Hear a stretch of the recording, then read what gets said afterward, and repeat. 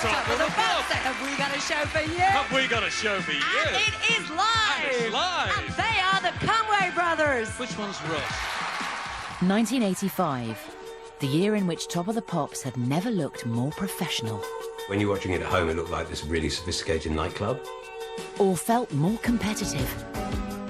There wasn't that much camaraderie with other bands, like whispering and talking and pointing. The show now reflected the state of Thatcher's Britain, with a new breed of ambitious pop star. We were so confident. We knew it was going to happen. Rubbing shoulders with passionate political activists. Their job was to look like they were having a great time. And here I'm singing about, you know, war and death, strikes, nuclear weapons. All soundtracked by the rise of sample-filled electronica. Now, why anybody would want the sound of two dogs having intercourse baffled me. And topped off with a wind tunnel of big-haired power ballads. You could see all the fillings in your mouth and whatever. And I couldn't watch it half the time. I was like, oh no, oh no, oh no.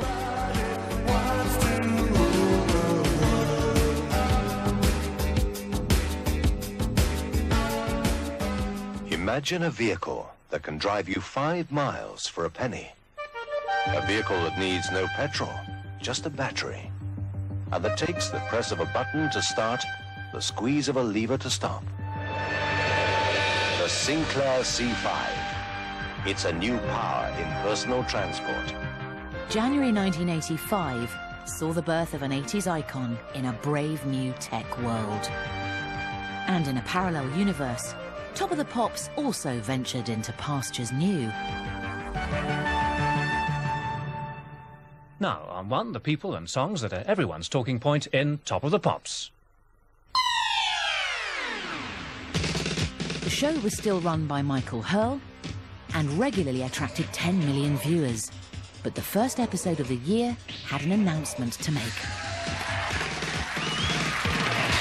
One or two changes in format on this week's Top of the Pops. Yep. Richard is now going to explain all. Well, it looks like this, you see. We went out to find out what you wanted from Top of the Pops, and the overwhelming request was more top hits. So from this week, we count down the top 10, starting with Foreigner at number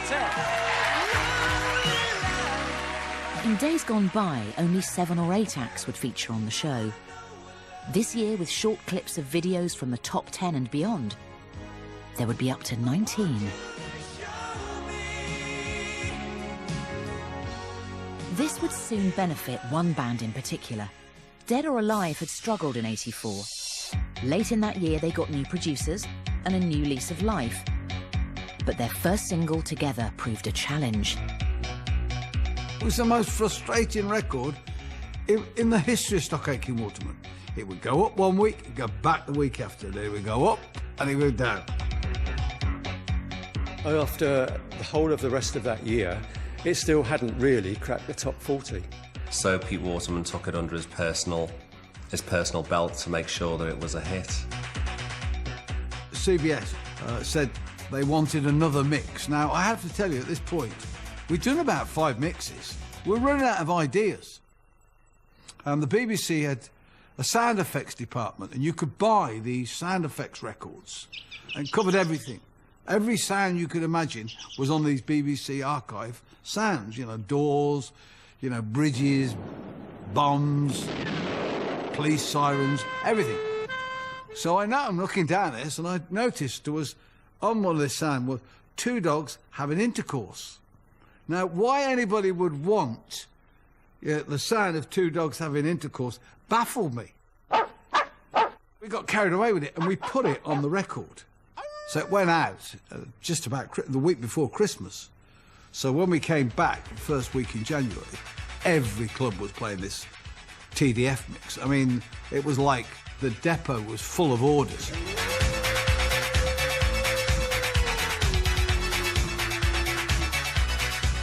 TDF, you know, was not tour de force. It actually stood for 2 dogs.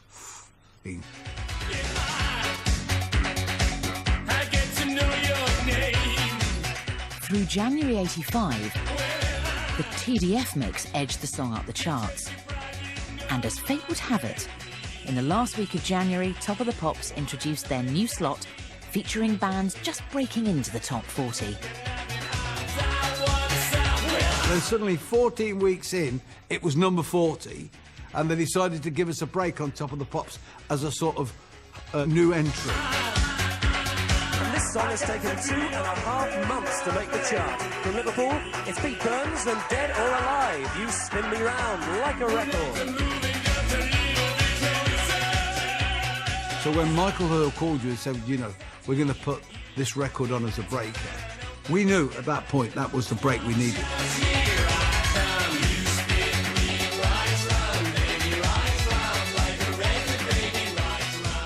No matter how many mixes we've done, the fact that Top of the Pops was going to show the video, we knew it was all over.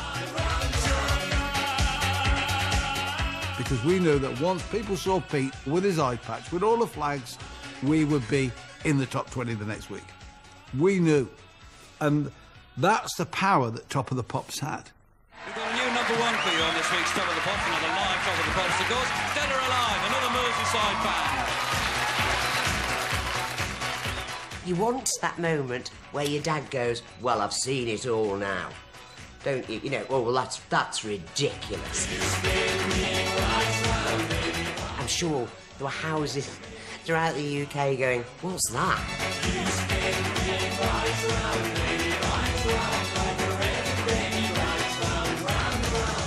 The dog howls on Dead or Alive's infamous TDF mix were programmed with a keyboard sampler.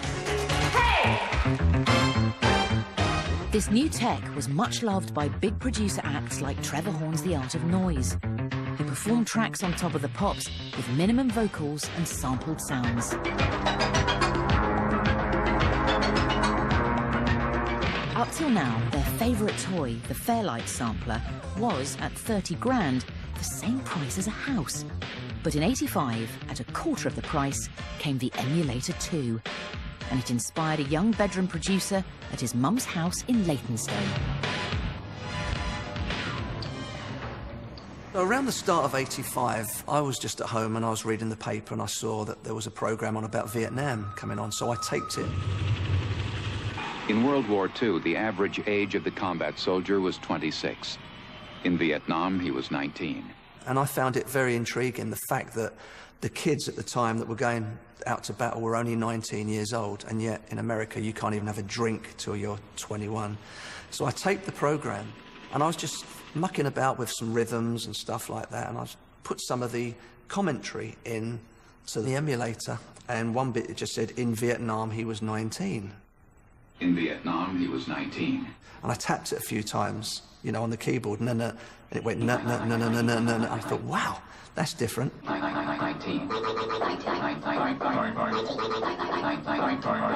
The Vietnam War has inspired an unusual pop record due to be released next week.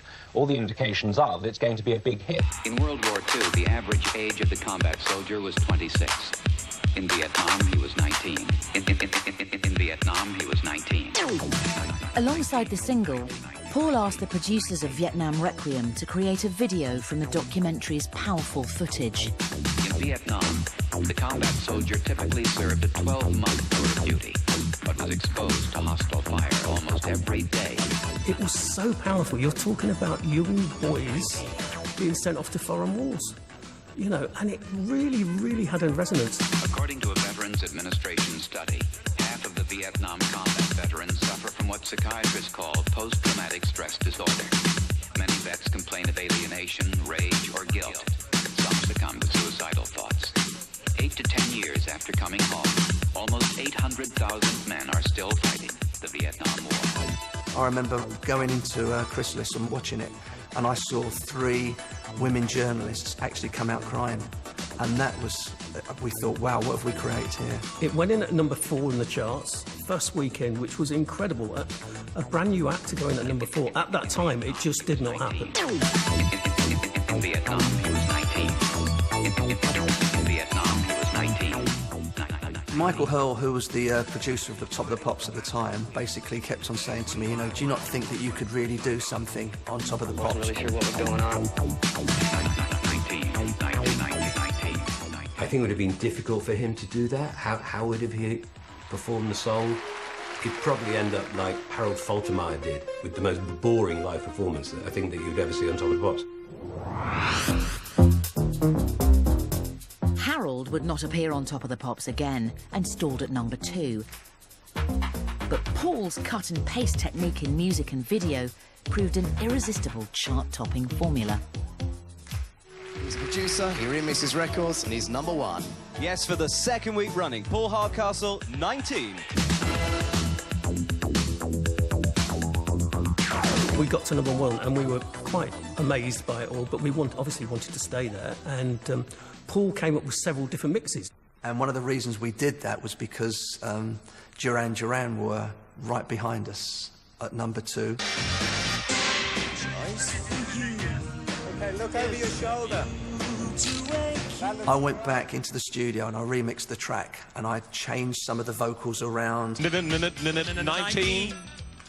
I added some new documentary which I'd found, which took the war on slightly further, and I called it the Destruction Mix. Unlike Vietnam, World War II saw America unite behind her fighting men. The two wars were just as different on the front lines as they were back home. 19. So a different edit would go on to Top of the Pops each week. 19. Which then people went out and repurchased. And we stopped, you know, the biggest band, most probably in the world then, which were the Duranis. And also, they had the biggest film in the world at the time with View to a Kill. And little old me stopped them being number 1, and it was quite a feat, really. And I think Simon Le Bon wasn't too happy. Excuse me, aren't you? Bon, Simon Le Bon. Now, Dire Straits have said that they won't be touring after the end of next year. It's simply too expensive, but they've got a great video. Money for nothing. This is it. 85 proved a turning point for the industry and for Top of the Pops. Videos were now more than half of the show. MTV hadn't arrived in Europe yet, but in America, exposure on the channel almost guaranteed success.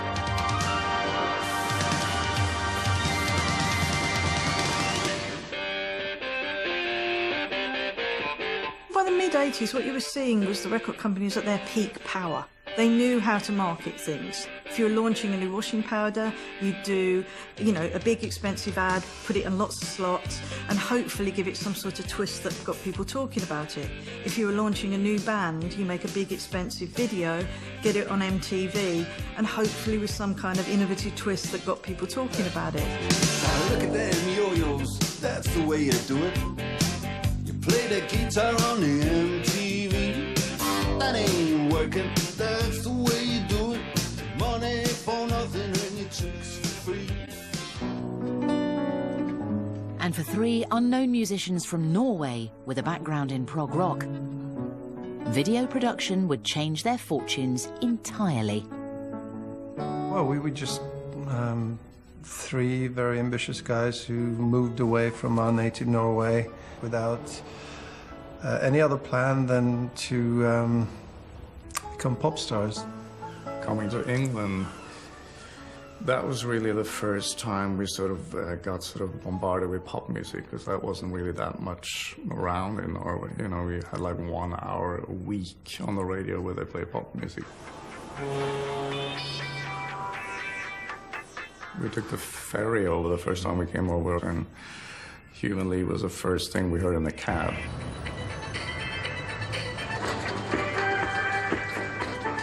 You know, builders would have blaring radios playing, you know, whistling along to pop songs that were current, and it just felt really vibey and really different. And then hearing things like Soft Cell, Depeche Mode, all that electronic stuff that was going on was to us kind of like, whoa, this is kind of perfect for us. After a couple of years in the UK, a-ha got a deal and started doing the rounds of kids' TV shows. But there was a problem. Nobody bought their debut single. Until Warner Brothers US, who'd signed a-ha, proposed a hugely expensive hand-drawn video aimed at MTV. Now, 3 guys who come from Norway. It's reputed that £100,000 was spent on the videos worth every penny. A smash in America, now a smash in Britain. Take on Me, a-ha. And the cost, you just go, what? This is ridiculous. The fact that video led the way, it put our faces everywhere, and we didn't really expect that, so we felt kind of pushed into the smash hits, and we kind of just embraced it, but immediately thinking, whoa, this is super uncomfortable, what's going to happen now? We just tried to hold on for dear life, and it's like riding a wild horse. I'm stuck there. I'm still stuck there.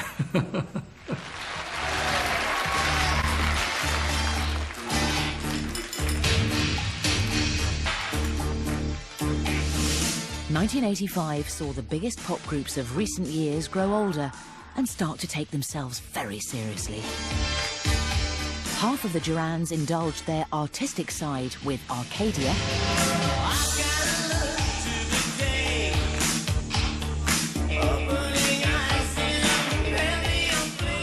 Spandau were in tax exile on a long world tour. Wham were in China, and Culture Club were falling apart. This left a sizable gap in the market.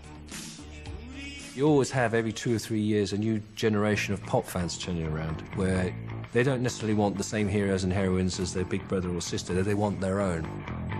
The record labels sensed an opportunity, as did one band from Coventry, whose big boots matched their ambitions, and who appeared to know exactly what they were doing. 2 years ago, when I first heard of King, a picture came through the post of a dolphin and Doc Martin boots. Are you going to live that down? I think both those things simply were, we used the dolphin and the boots as a symbol of what King were about musically and spiritually.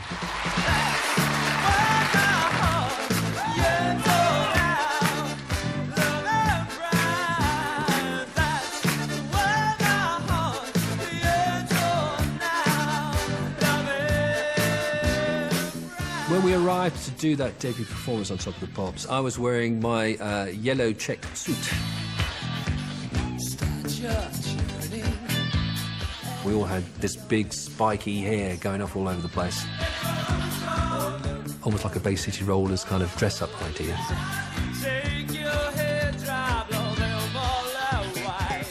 I thought we could be that mixture of a credible rock band who could appeal to a teen pop audience. Unfortunately for us, our record label looked at the check suits and the Dr. Martin boots and saw a novelty band. Because they could say, OK, hit single band, great. Maybe 1 year, 2 years of life. 85, King were everywhere. I don't think there was one pop show that King did not appear on. Throughout 85, I think we were on Top of the Pops 7 times. In the era that we broke through with things like smash hits and videos and Top of the Pops, you're going to be picked up by teenagers. In the end, for us, unfortunately, that became the predominant audience that our record label wanted to direct their focus for us towards. Automatically now, the credible music audience, the gatekeepers, are looking at that and thinking, well, they're not a credible music band.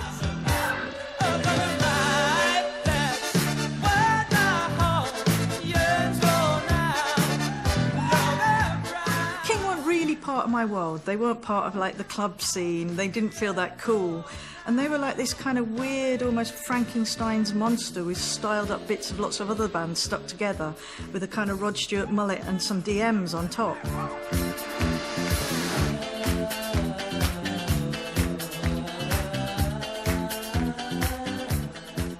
Eventually, we started bickering between ourselves as a unit. By the time we got to Christmas, Top of the Pops and stuff, we were pretty much over as a band anyway. But then, of course, we went on to do the Old Grey Whistle Test New Year's Eve. Hawkeye the New, it's King!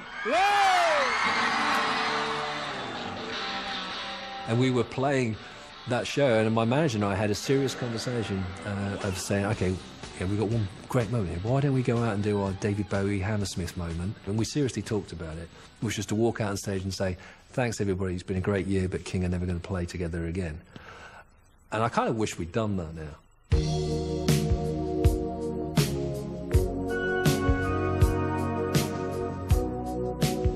But in 85, it wasn't just the teenage Top of the Pops market that record companies had their eye on. I've gotta take a little time to think things over. rise of the power ballad was very much the record companies reasserting their control. It was a way of appealing back to the mainstream, who'd been alienated by pop at the start of the 80s, by these weird girls dressed as boys and boys dressed as girls and men wearing tablecloths across one shoulder.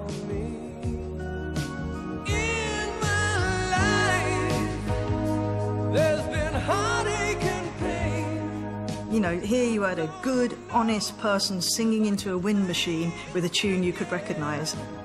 Power ballad has to be very big hair, very serious expression. Soaring vocals, strings. In a way, it was kind of the housewife's revenge.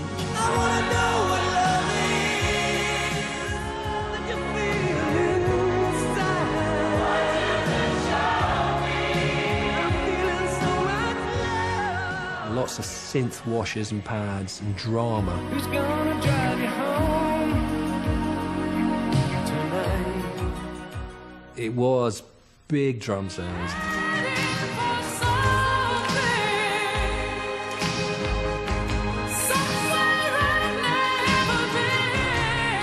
Snare drums going on for nine seconds per hit.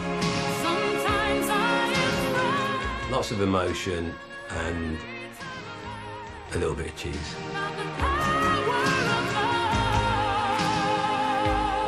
The Power of Love was the biggest-selling record of '85, in a year that record labels found multiple ways to target the mainstream. The interesting thing about '85, I think, is the explosion of songs coming from movies.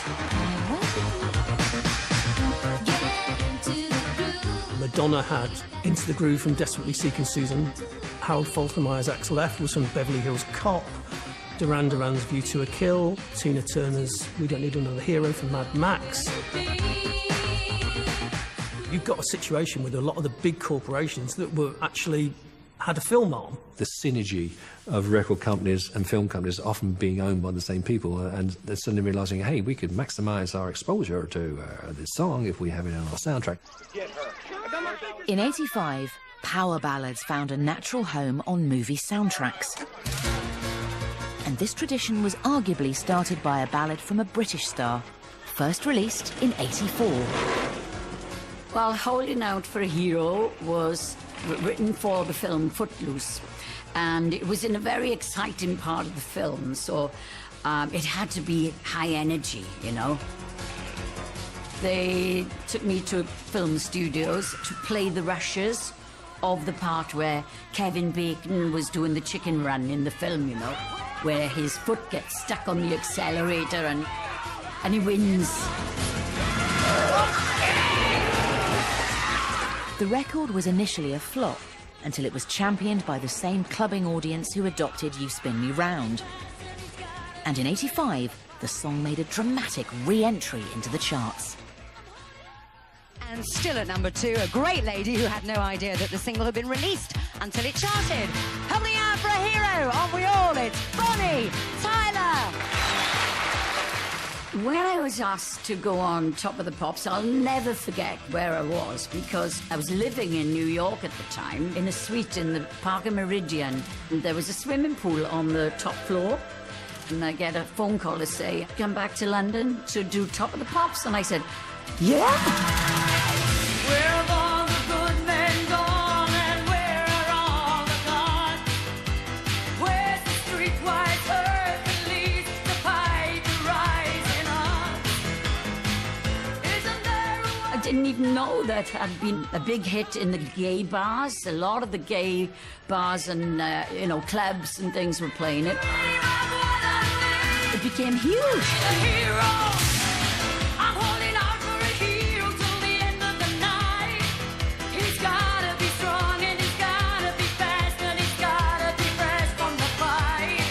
Very majestic, you know, and with Jim Steinman, everything's in there but the kitchen sink, you know.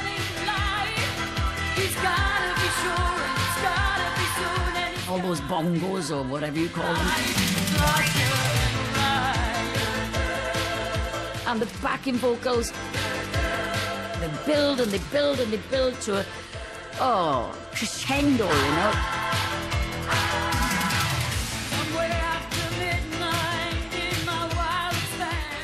know, but the dreadful outfits of the 80s, oh my God. My father used to warn me, he said, you look like an American baseball player with them shoulder pads. In the 80s, we all looked stupid like that. Well, they always have these cameras underneath your chin, looking up your nose. You know, you could see all the fillings in your mouth. I couldn't watch it half the time. I was like, oh my, oh no, oh no, oh no.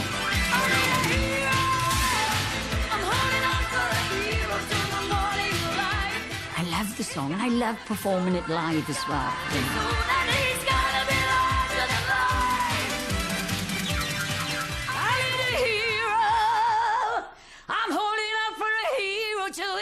The night, he's gotta be strong and he's gotta be fast, gotta be fresh from the fight.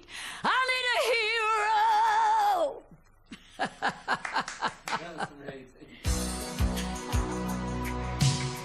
Talking of heroes, July '85 saw a charity concert on a different scale.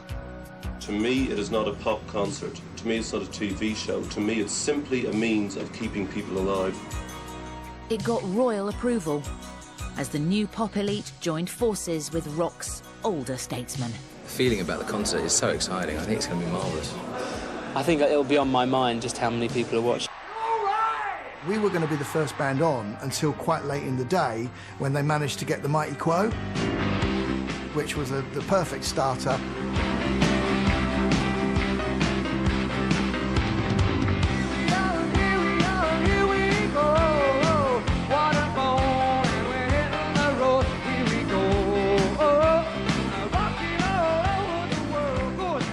I remember seeing U2 on it, you know, and thinking, oh my goodness, how fantastic is that?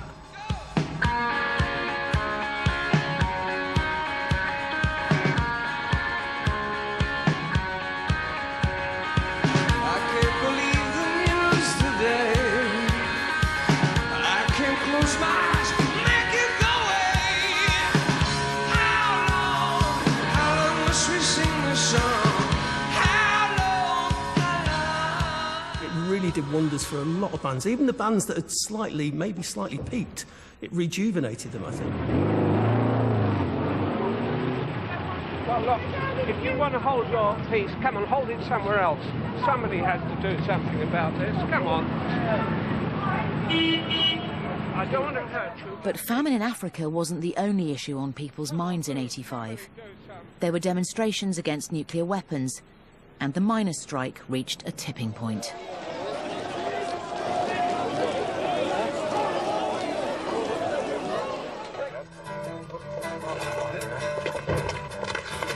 European troop. And in his manager's old Volvo estate, young anti-pop star Billy Bragg toured the country on a one-man mission. Rock and roll is on the road again.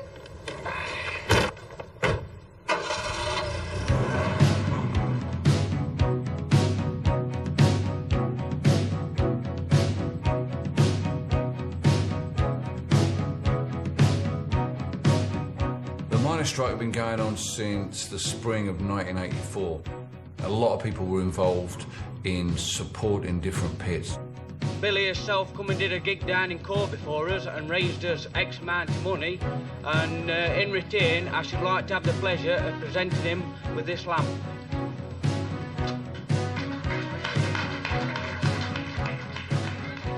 Early on in the miners' strike, I went and did a gig up in the northeast in a mining town, and the support act was a guy named Jock Purden, who was a guy might have been in his 70s, he was an ex-miner.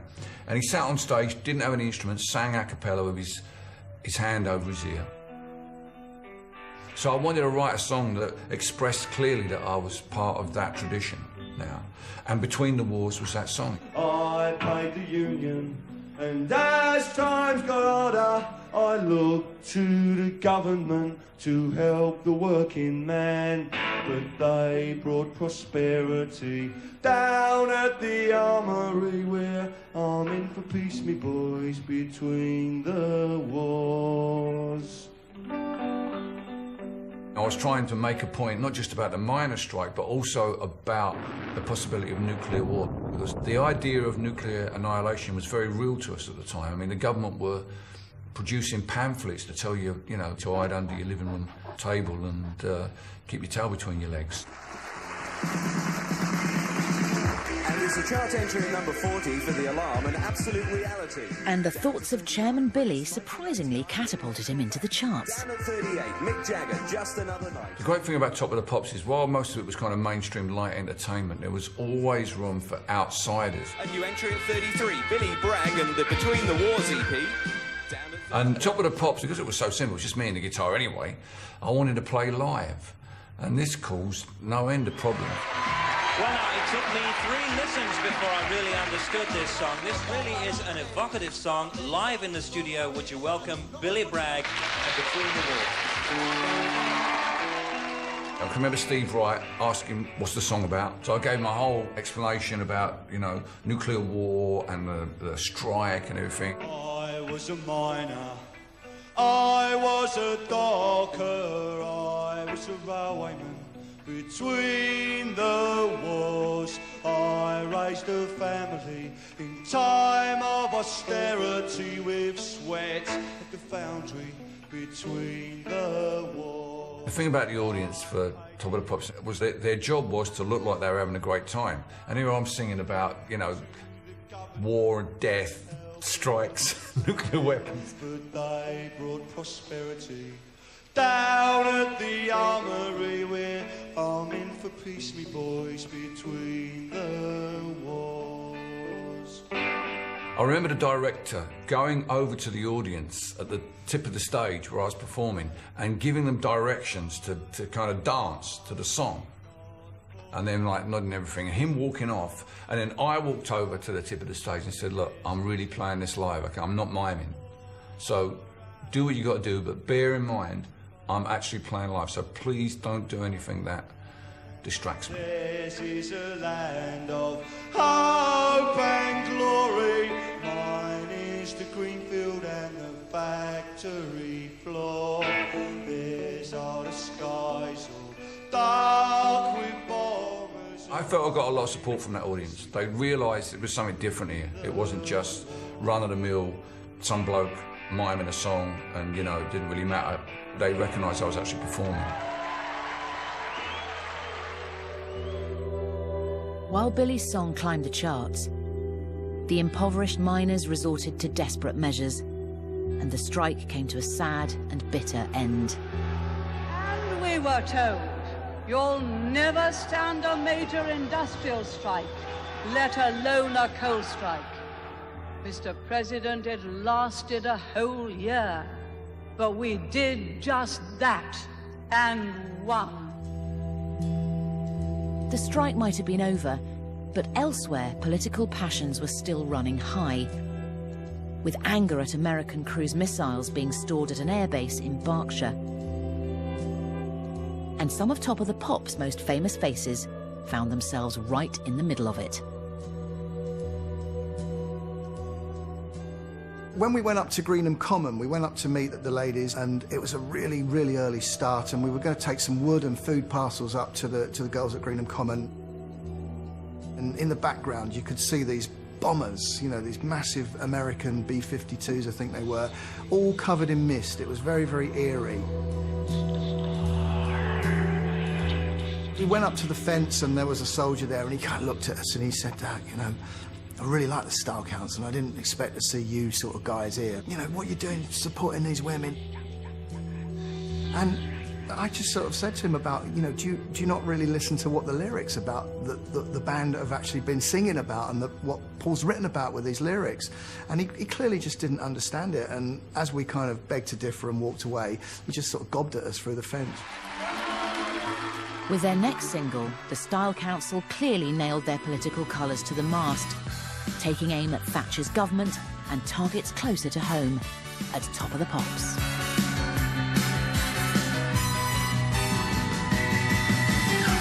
You don't have to take this crap.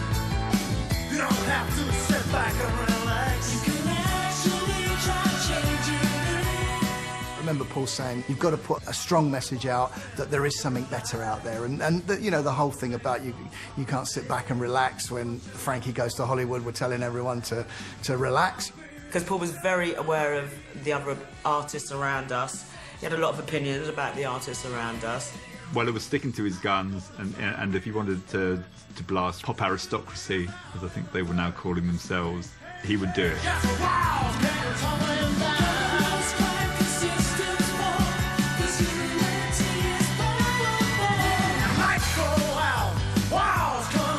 When we were at Top of the Pops, there wasn't that much camaraderie with other bands. A bit of meanness in the canteen, like whispering and talking and pointing. Very, very schoolyard. For us at that time, it meant that, you know, we must be making a bit of a mark.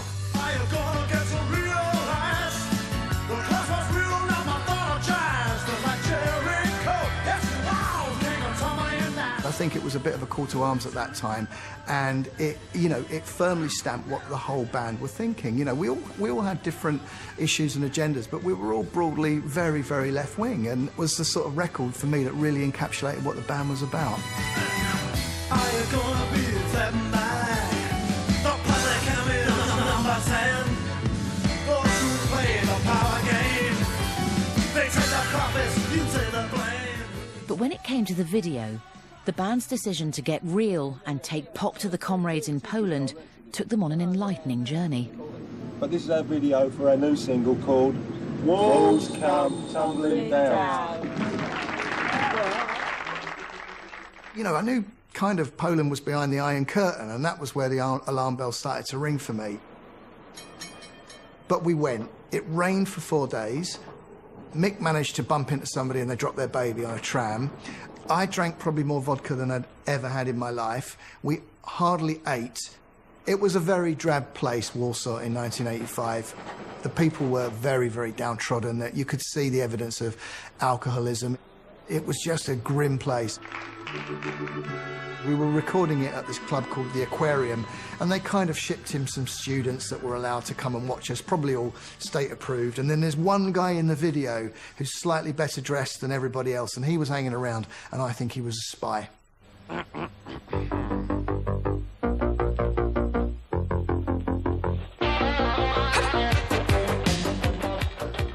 When the Eurythmics let the cameras into their studios in '85, the power duo were at the top of their game. The sound of your voice on the telephone, you feel the stress all over. Why do I feel so incomplete when you're not here? I'm just obsolete. Loving like a ball and chain. Make it all right now. Loving like a ball and chain. Feels too good. My bed is burning. Annie and Dave had a smash album with 4 hit singles, and they, alongside other British power duos,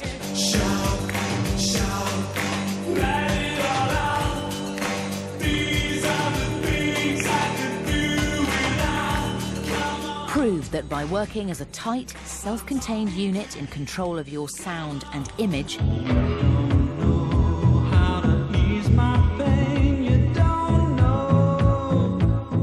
this new breed of duo, including Tears for Fears and Godley and Cream, could move from indie to mainstream international success without losing their cred.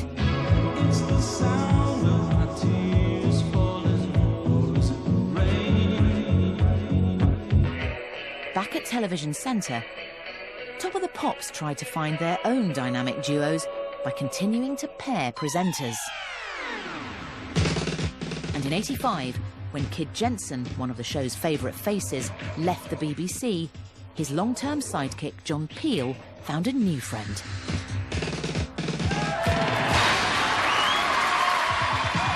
Hello, welcome to a live Top of the Pops. I'm Auntie Janice. And I'm Uncle John, and we're going to play you some songs from the hit parade, aren't we, Janice? They're smashing like the Style Council and Walls Come Tumbling Down. We were mates and both loved music, both from the same neck of the woods. And we just hit it off straight away. And when David Jensen left Radio 1 to go to Capital, Peely would only do Top of the Pops with me. So, to Michael Hull, I'm not going to do it unless I can do it with Janice. And we used to have such a laugh. Great pair of trousers. I'm really into men's trousers. Oh, the less said about that, the better, if you ask me. We'd be chatting, and then we'd think, oh, should we say that? And he'd go, you can't say that, because you might get into trouble, but I can say that. And then I go, all right, well, and I'll do that. I'll have you know that I hat him on my bedroom wall. That seems to indicate a degree of agility I didn't believe you're capable of, Janice, I must say. We used to have great, great fun.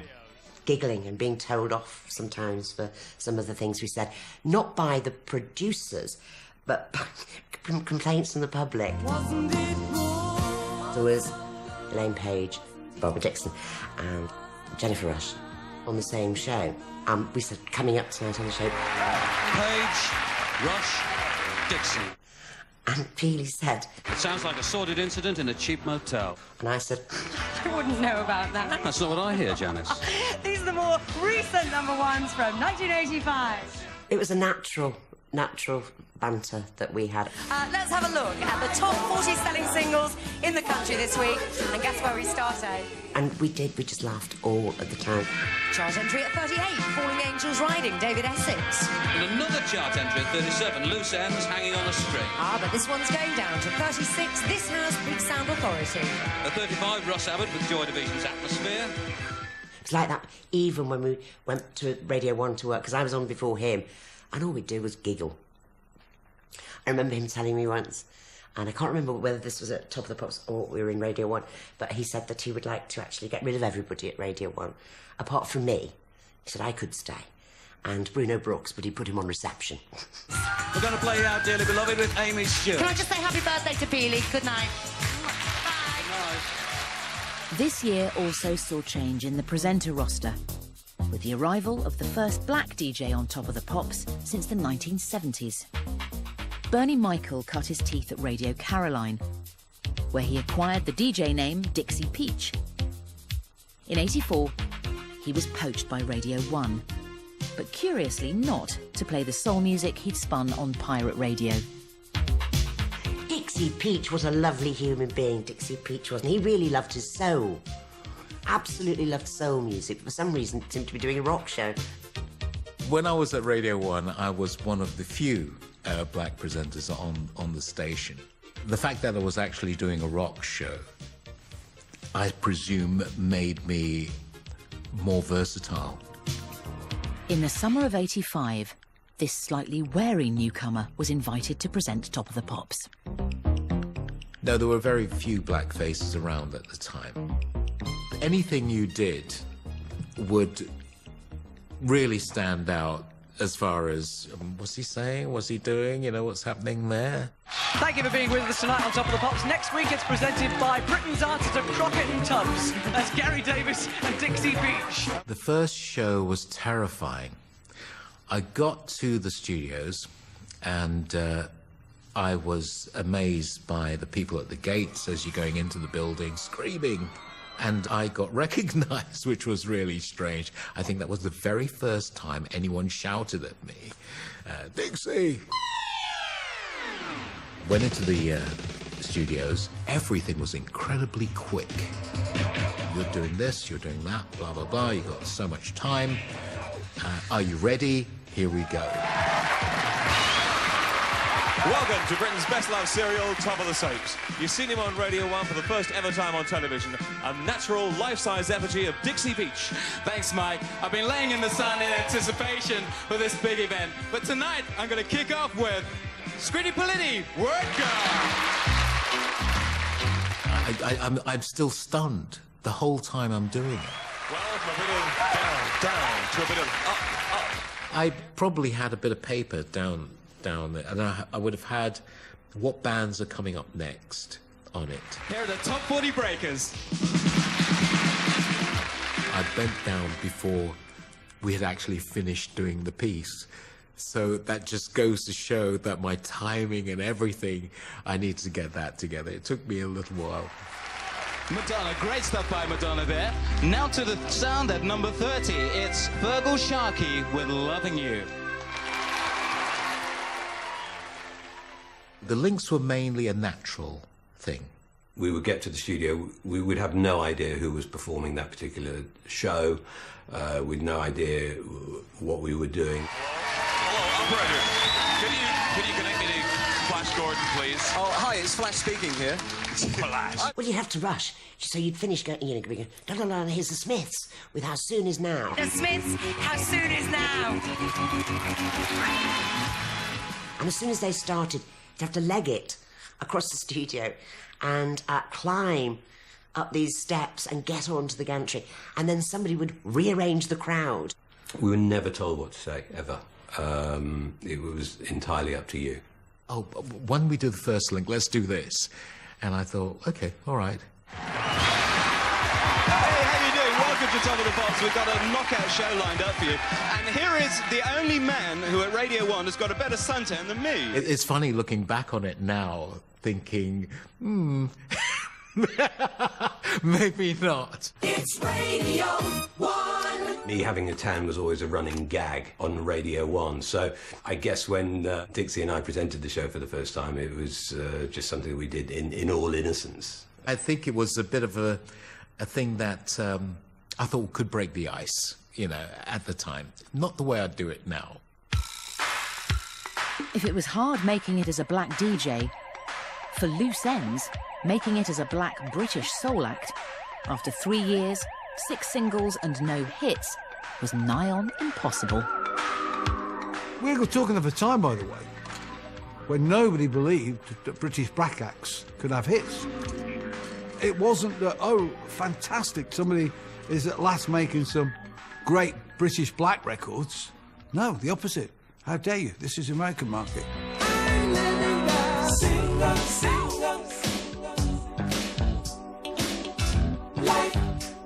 In the face of that prejudice, but inspired by the new electro soul of American hitmakers like Cameo, Loose Ends went in search of a stateside sound. So we went to America, and the first thing, I'm a bass player, and the first thing the guy does is like, well, we're not going to put no bass on this record. We're going to put Moog bass, keyboard bass. And they were fooling around with 808 drum machines. We added it, and instantly it was like the song just sort of stood up. Boom, ba-da, boom, boom, dee-dee-dee-dee-ding, boom, ba-da, boom, boom, dee-dee-dee-dee-ding, boom. You know, it had this little bell thing, dee-dee-ding-a-ding. The single went top 20, and Loose Ends finally got the long-awaited summons from TV Centre. Cars were sent at 7 o'clock in the morning. It was almost like going to the Buckingham Palace. The guy came outside my house and stood up with his hat on his chest. So he's standing there. So I looked out the window. And the kids from the flats are all looking at, who's this geezer standing outside? So we get to the Top of the Pops. The guy opens the door and we get out. You are getting very nervous when you're in the BBC dressing room because everyone around is so prim and proper. Everyone is like, you know, the ladies that come in with the clipboard and the pencil in the ear and the walkie-talkies. It's a very strange experience because people are cheering and the song's just starting up and it's quiet. It's not loud, it's very quiet. And these people go, "Hey!"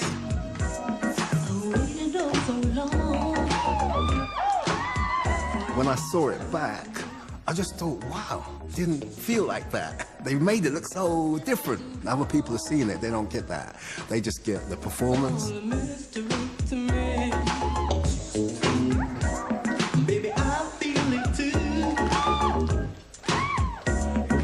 Friends were looking at it and going, gosh, Carl, I can't believe it was you. That's not you, is it? Is that you?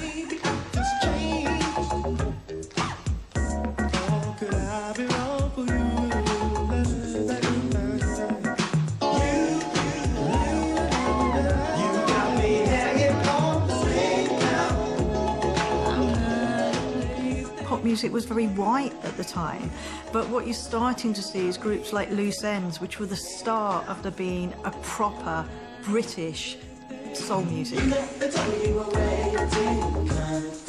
Still heavily influenced by America, but it was mixed with that very English jazz funk feel as well.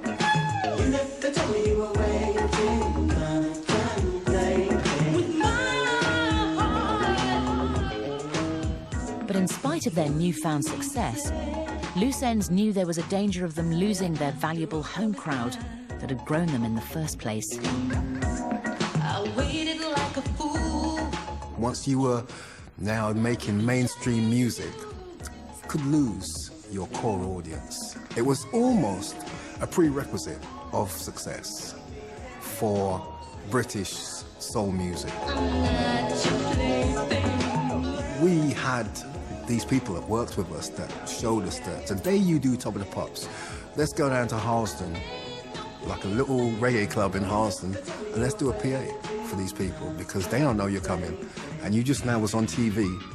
So if you turn up, it's gonna be like, wow.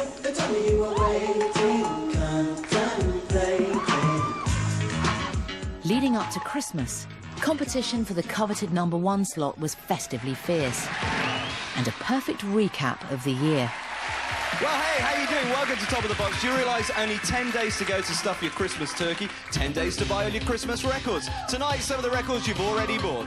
He is so... Among the contenders, there was a song from a movie. Say you, say me. Even if we don't all remember White Nights with Baryshnikov and Helen Mirren. That's the way it should be.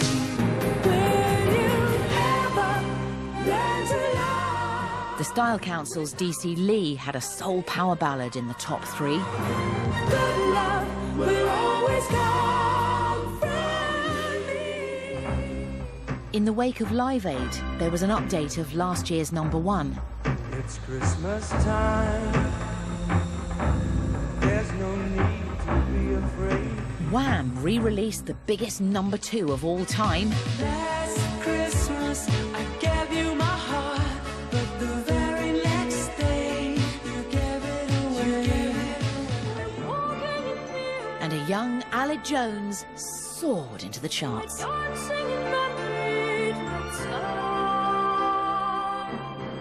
Through the dry ice, it looked like no one else had a snowball's chance in hell of getting to #1. But never underestimate the hit machine who'd been waiting in the wings for a whole year. Right now on Top of the Pops, a very big hit. The biggest climber on the chart this week, up 28 places to #10. Merry Christmas, everyone. Here's Shakin' Stevens. At that particular time of the 80s, I mean, everybody and their dad was putting out Christmas tracks. Snow is falling all around me. Children playing. In '84, A Merry Christmas Everyone was sent down from the writer Bob Heatley, and I first heard it and I thought, wow, this is a #1 record. Merry Christmas, everyone. At the party. And we held it back till '85 because there's no way you can compete with Band Aid, you know, with a charity record. Time for presents and exchanging kisses. Time for singing. The video, I think it was done in Sweden, I believe, in Lapland.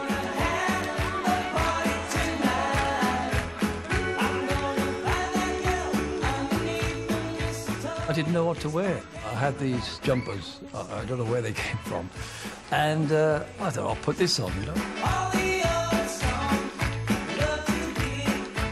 I still get a bit of poke about my jumpers.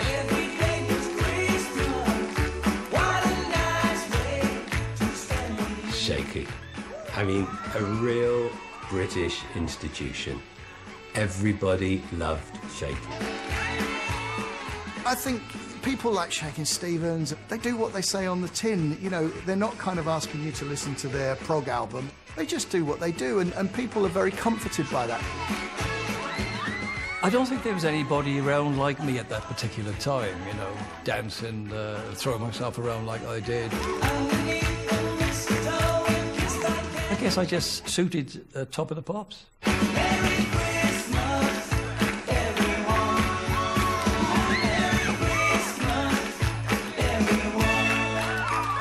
He smashed it, didn't he? Went straight in and beat everybody, and Wham and Band Aid. They couldn't get a look in. It was Shaky's year, wasn't it?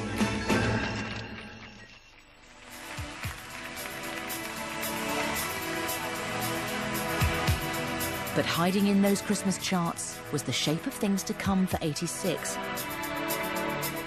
With the soon-to-be #1 debut of the inspirational, poetic and very English Pet Shop Boys. Not that in '86 anybody could stop the imperial tide of big-haired metal. Big-haired punks with the biggest recording advance in history. And big-haired soap stars. As the song rightly says,